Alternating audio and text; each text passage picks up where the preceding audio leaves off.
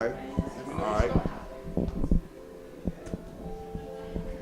Southwest Florida, you're looking live at the Collier County branch of the NAACP's 34th annual Freedom Fund banquet, and we're here in the lobby. People starting to come in, and we're just so fortunate to have her down all the way from Jacksonville. My sorority sister, Zeta Phi Beta. Of course, I'm a member of Phi Beta Sigma. And she's something fancy up in Jacksonville now, but she was very important back in the day to helping this local chapter return to prominence. And she was the banquet chair a year or two, I recall, and it's some of the best banquets that took place. So let's get a chance to meet Cheryl Gonzalez. How are you? So glad to be back. It's good to get you here. Let's, first of all, let everybody know what you've been doing these days since you left the Southwest Florida market. Well, I still chair the Florida Advisory Council on Small and Minority Business Development, and Barbara Melvin from this region is a part of that group. Just been working hard, working on a doctorate now, and more than halfway finished. So I'm excited about that, and still growing and developing. Okay, so the bottom line is you're not in education anymore. I am working at University of North Florida, Chief Diversity Officer, Title IX Administrator, and Equal Opportunity Director. Okay, so you didn't lead off with that. Is that like somewhere way down, or you can't mention them? Or I am here today because of my love for this community. Here, we still want to know who you are and what you're up to. Okay, well, now you know. So I still am in higher ed. That's right, good. Okay, not no 60 minutes or anything. All right, let's go. Now, let's reflect for a while. I tried to enunciate some of the things you had done and how many years you were involved, but how many years were you involved in the Collier County NAACP, and when was, roughly when was that in? You chaired the banquet and things of that nature. Okay, well, I came here in 2010 and, in 2006 and left in 2010. During that time, I chaired the banquet for a couple of years and was instrumental in the transition to it being a real fundraiser that it is today. I mean, their organization has gone through a lot of changes, and so at one time it was kind of controversial to move tickets from $35 to, what are they now, 120? 120. It's awesome because this is Naples. There's a lot of need here, and if it's a fundraiser and this is done once a year, we need to make it the best. So now you can look at your legacy is here, and once people get established as a fundraiser, you got to cover your operating costs, and then you got to have a little money left over. Right. I went to the first one here, and it was $35. I was like, what? This is not right for the fundraiser for the Freedom Fund dinner, because I've been in those in Tallahassee and Miami and Orlando, and so I met a few people. They invited me in to represent Florida Gulf Coast University, where I worked at the time. And so I wanted the tickets to be $100. I was ostracized at the time, but we picked up. I met some great people, and tickets ended up being $75, and it was awesome. $75, then to $100. It just was awesome. But it's just like anything else. If there's a change, there will be some friction, just like they say. A pearl. Let's change subject. We're spending too much time on that. I just wanted to hit the high point. Now you're talking about friction and all this. Okay, we get it. We got past that. Now, now you've come back to visit. And what's it like now to step back and see all your old friends and so on?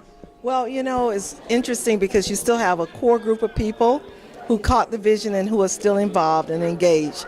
And you're here as an example. I remember it was a new thing for you to be a media sponsor here and in Lee County, but it wasn't new, but I just chose not to take my show on the road. I was an in-studio show. Now I come out from time to time. Wasn't new. No, it was new as a media sponsor. I just put the title on it, and but I was coming out doing stuff. You were doing it for the love of the people, and so that was very important. Still doing it for the love of the people. I don't get a penny. Go ahead. I want to clear all that up. Clear. He's still doing it for the love. I don't get a penny. How many years? Me, Leap is live. Let's get away from me. Let's get back to Cheryl.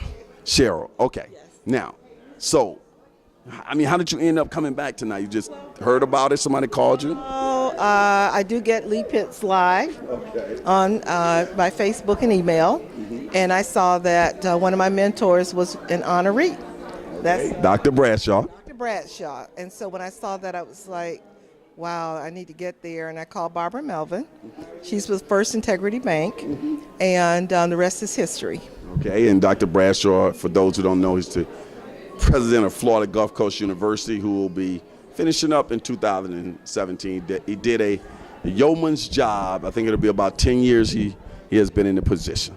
What do you hope will happen tonight at the event? What do you kind of expect? I don't know what to expect other than that it should be great, and I'm just glad to be here. God has given me an opportunity to be here, and I feel so blessed and grateful. Look into that camera. We have a new president of the NAACP now. Let's give him some words of encouragement. Stay focused and keep moving forward and not be afraid. Know whose you are and know that there's a need, and stay with that core group of people who believe as you do to move forward no matter what. And if she was still here, she'd probably be president by now.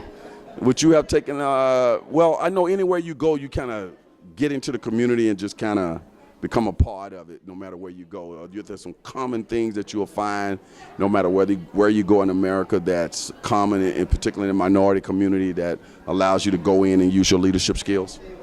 I just am like you. I love people because I'm among the people, of the people, in the people. And so if we don't give back, then why are we here in the first place? And how's your daughter doing? She is wonderful. She's 22. She is now 22 years old, yes. And it was funny, she went to the governor's mansion because she's been around me a lot. She talks to him and she says, I want my classmates to come here for my birthday party. So she makes her requests known. That's what we have to do, make our requests known, work with people, and be about our business of doing good. Okay. Any thoughts on world's national politics? I know you follow all of that. Are we in a good situation, or what do you think we're going to be, how things? I am one of those who believe that the Lord allows, and I don't mean to offend anybody, but I know that if you read the Bible, you'll find that the Lord allows people to have what they want at times. And so it doesn't matter. He allows the people to be our heads of government, and so we are to continue being prayerful for our governments and for our heads, regardless of who they are. If we have an opportunity to make a choice, which hasn't always been that way for blacks of African descent. So we must use that ballot. We can never tire of going to vote. And so you asked me about Victoria. She has Down syndrome. At 18, she's been voting since the time she was eligible to vote. And that's what, if people with... Victoria's her daughter, people. If she can be excited about voting, then surely people who are of sound mind, who can walk, who can talk, should be willing to go to the vote, to the polls to vote and make their desires known. Outstanding. Well, Cheryl Gonzalez, I want to thank you for stopping by here. I know you're a busy lady, and I know you got a lot of catching up to do, but thanks for stopping by Lee Pitts Live and giving us the honor of talking to such a dynamic lady who has made the whole state of Florida a better place to live. Oh, we don't know what's coming next, but we'll talk about that. See what I mean? She's always up to something. We'll be right back.